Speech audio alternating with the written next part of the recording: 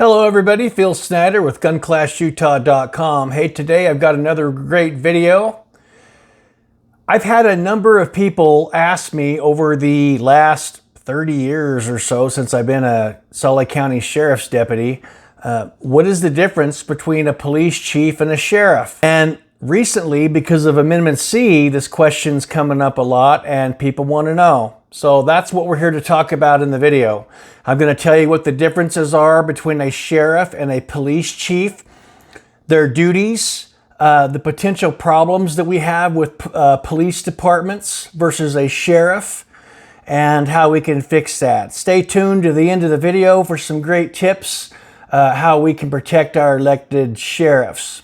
The difference between a police chief and a sheriff is a police chief, they're hired and appointed by the mayor of that city and or a city council member vote, depending on your city.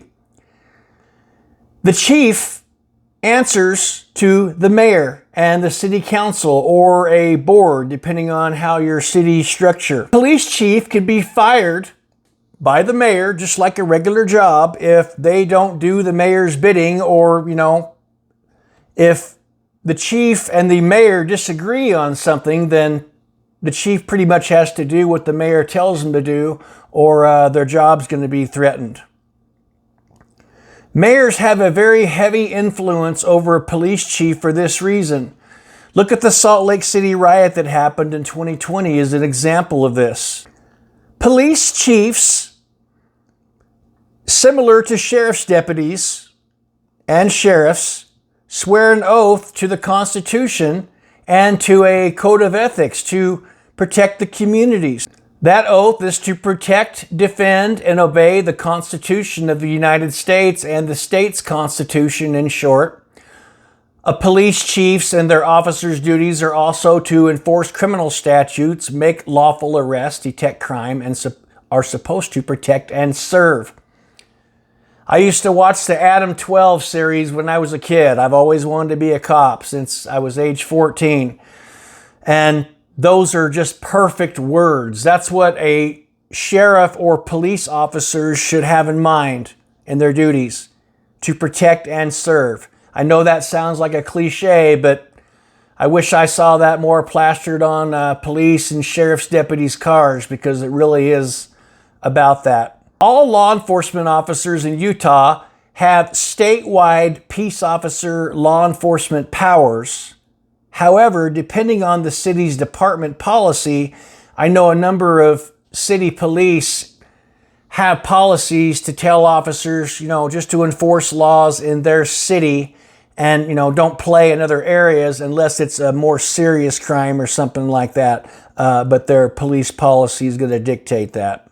I actually have heard of whistleblowers, officers telling me that mayors are giving direction in some cases to police chiefs to stay out of certain areas of the city, and to ignore certain crimes. That would never happen with a sheriff.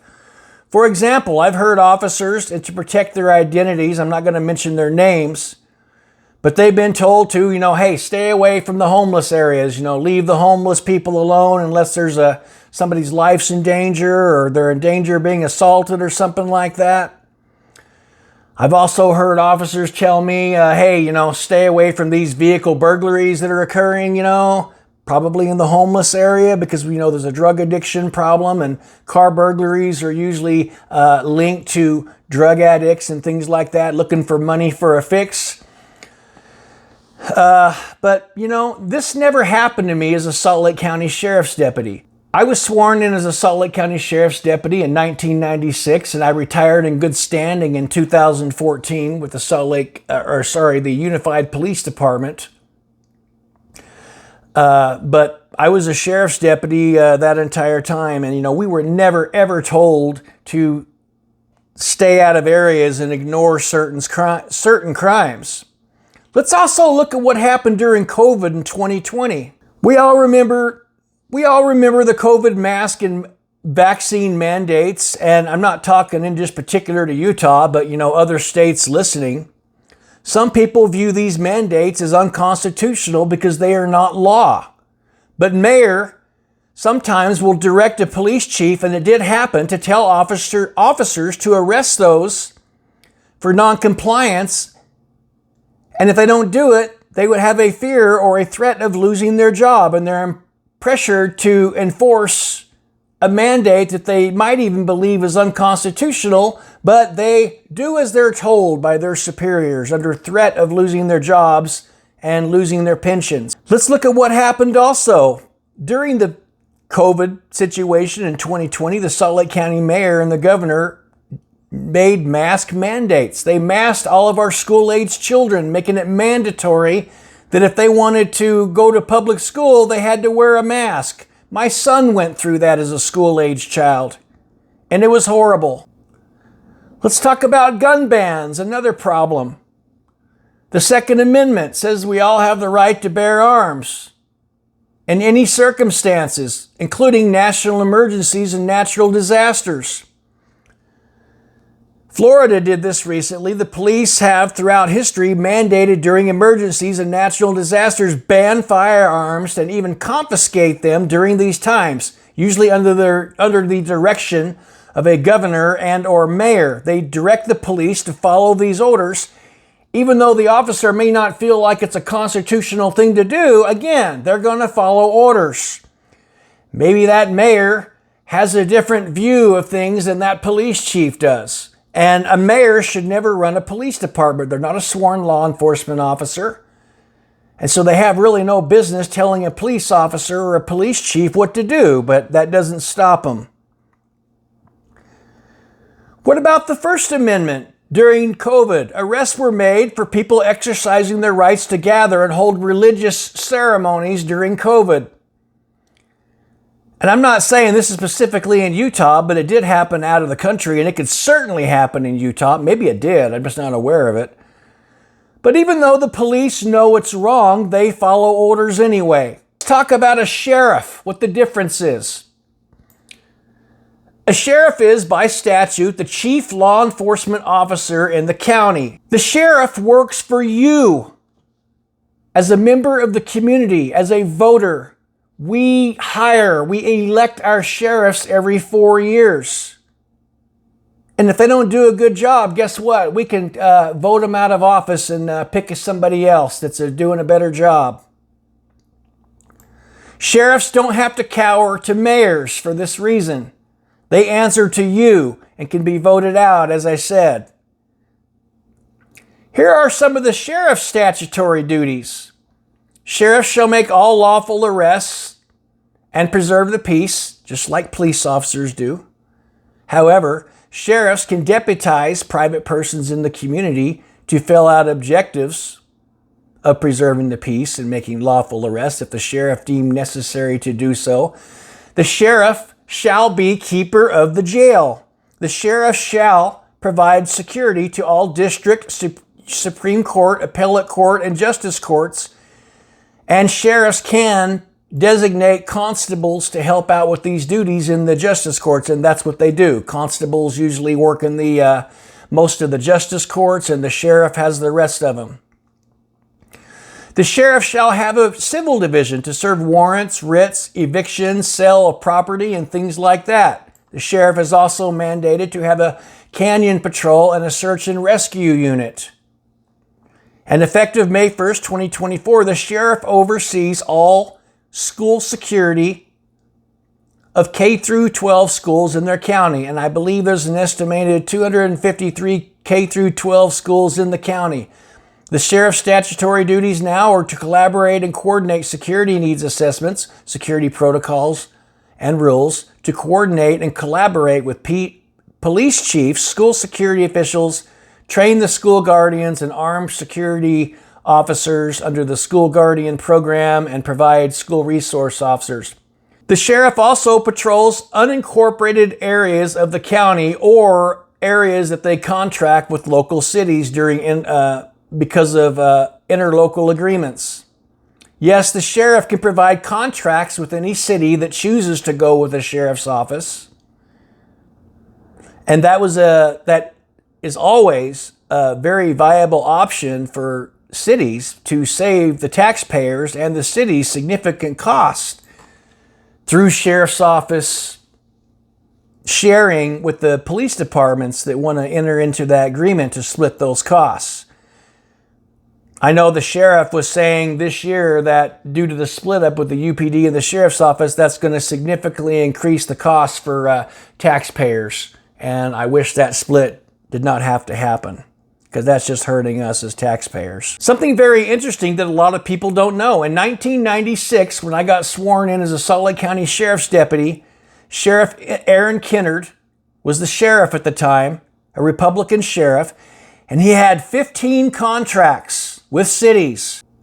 So they had a very large, uniformed patrol deputy presence. I mean, we saw sheriff's cars everywhere in the county, and you don't see them that much anymore.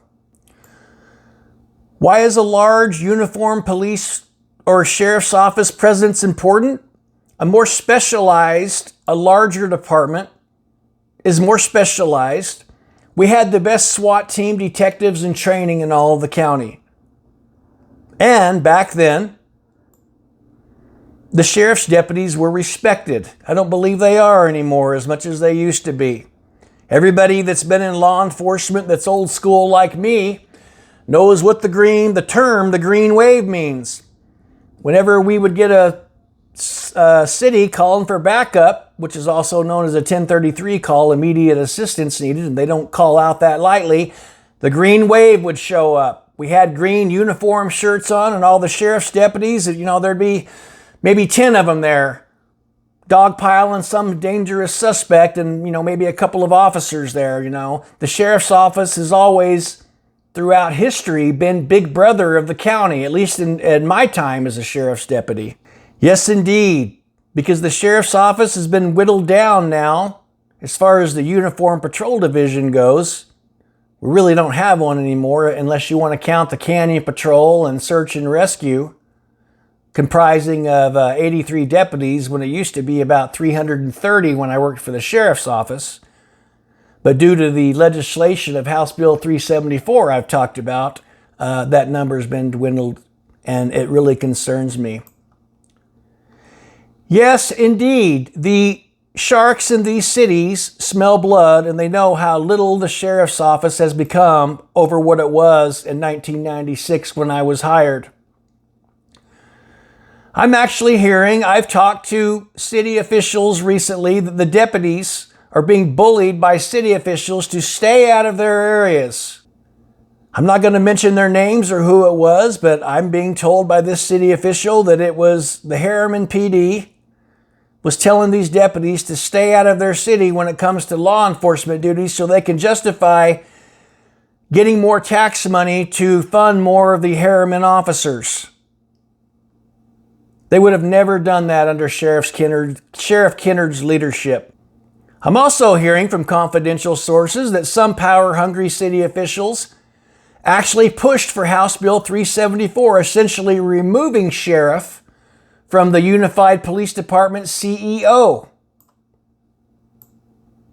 Let me talk about how many areas the Salt Lake County Sheriff had contracts with in 1996.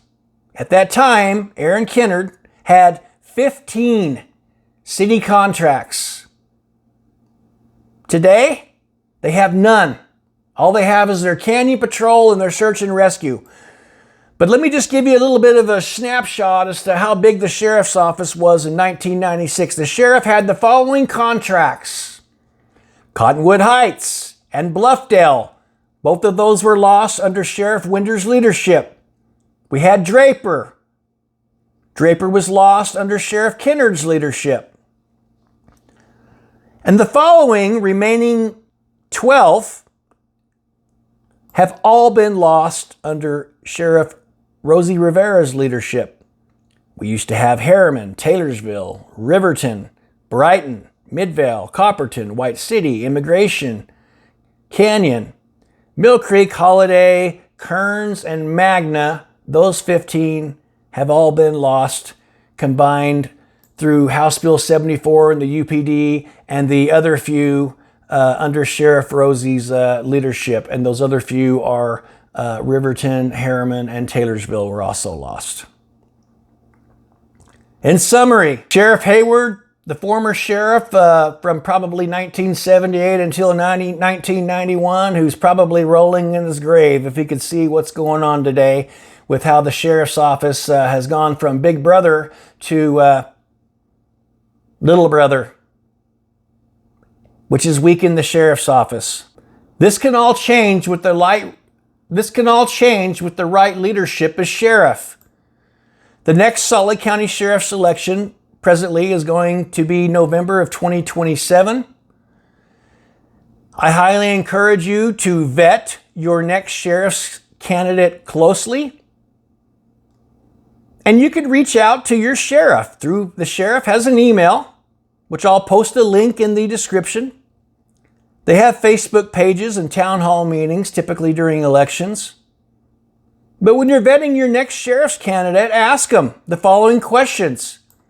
Are you committed to pursuing contracts that build up the uniform patrol divisions? Especially given that your statutory duties now are to protect our schools. We need more deputies, and are you committed to doing that? Are you committed to fighting any legislation that threatens any of the Utah sheriffs? Are you committed to prioritizing school safety under the law with your new duties?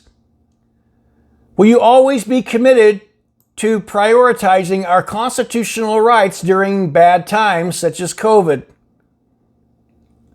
And very important, you should also ask them if they're committed to resigning from their office if they renege on their campaign promises to the community. Protect our sheriffs. We have to protect our sheriffs. In my opinion, the sheriffs are far superior to having a police chief. Not that sheriffs cannot be corrupted, but it just seems to run more rampant with police departments run by mayors. I'm going to be watching the Utah legislature every year during the sessions. And if I see any nonsense going on with any threats to our sheriff elections or our sheriffs, our constitutional sheriffs, I will be doing videos on it. So please like and subscribe to my channel, hit the notification bell, and you'll get that. I may seem partial because I was a sheriff's deputy. I'm not saying that all police chiefs and police departments and mayors are bad. There are certainly very good police chiefs out there and mayors. I'll just say right now, Chief Andy Burton at the Saratoga Springs Police Department is a great chief. Which tells me, I don't know the mayor, probably got a great mayor too. But here are some signs that you don't have a very good mayor or police chief. When you've got a really bad homeless problem that's not being dealt with, or if your city does not have law and order in it, and crime's just allowed to run rampant, and business owners have to move out of their business because the police don't do anything about it, probably a sign that you don't have a good mayor, and you need to vet your next mayor candidate if they're not doing their job. Start over again and ask the mayor candidates the same questions that you would to vet your sheriff, as I mentioned earlier. Very important. We the people have a lot of power in the choosing of our elected officials, and we need to exercise that. Also, you can put pressure on your city councils and mayors to contract with a sheriff if your department is corrupt and has problems, as mentioned before. Ultimately, it is going to be up to the vote of the city council if they decide to go with a sheriff contracting their services as it was back in 1996. But you know what? The people have a lot of power, and you get enough people emailing the mayors and the city councils and telling them how sick and tired they are of the crime and the homeless population not getting any help and things like that, things will change. Thanks for watching.